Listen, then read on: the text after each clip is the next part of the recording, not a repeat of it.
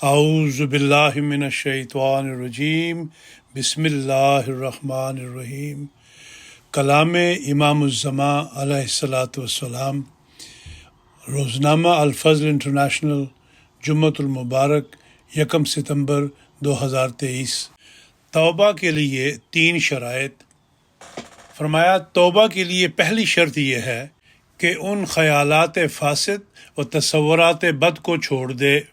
مثلا اگر ایک شخص کسی عورت سے کوئی ناجائز تعلق رکھتا ہو تو اسے توبہ کرنے کے لیے پہلے ضروری ہے کہ اس کی شکل کو بدصورت قرار دے اور اس کی تمام خصائل رذیلہ کو اپنے دل میں مستحضر کرے۔ تصورات کا اثر بہت زبردست اثر ہے، اور میں نے صوفیوں کے تذکروں میں پڑھا ہے کہ انہوں نے تصور کو یہاں تک پہنچایا کہ انسان کو بندر یا خنزیر کی صورت میں دیکھا۔ غرض یہ ہے کہ جیسا کوئی تصور کرتا ہے ویسا ہی رنگ چڑھ جاتا ہے۔ پس جو خیالات بد لذات کا موجب سمجھے جاتے تھے ان کا کلا کما کرے، یہ پہلی شرط ہے۔ دوسری شرط ندم ہے، یعنی پشیمانی اور ندامت ظاہر کرنا۔ ہر ایک انسان کا کانشنس اپنے اندر یہ قوت رکھتا ہے کہ وہ اس کو ہر برائی پر متنبع کرتا ہے، مگر بدبخت انسان اس کو معطل چھوڑ دیتا ہے۔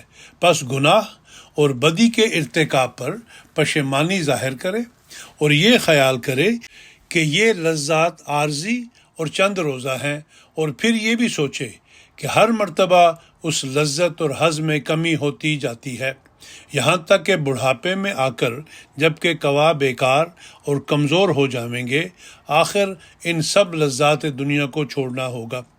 پس جب کہ خود زندگی ہی میں یہ سب باتیں چھوٹ جانے والی ہیں تو پھر ان کے ارتکاب سے کیا حاصل؟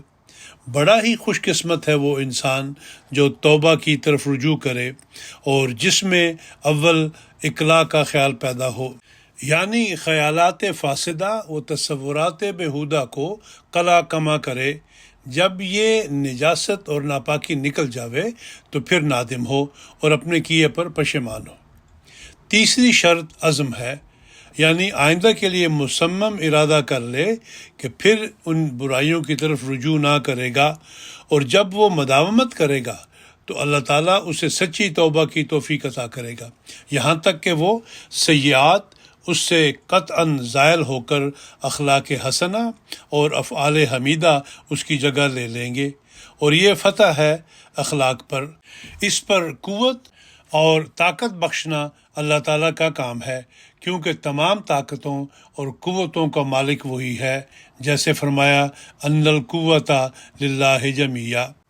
تفسیر حضرت مسیح موعود علیہ الصلوۃ والسلام، جلد نمبر 8، صفحہ نمبر 2223۔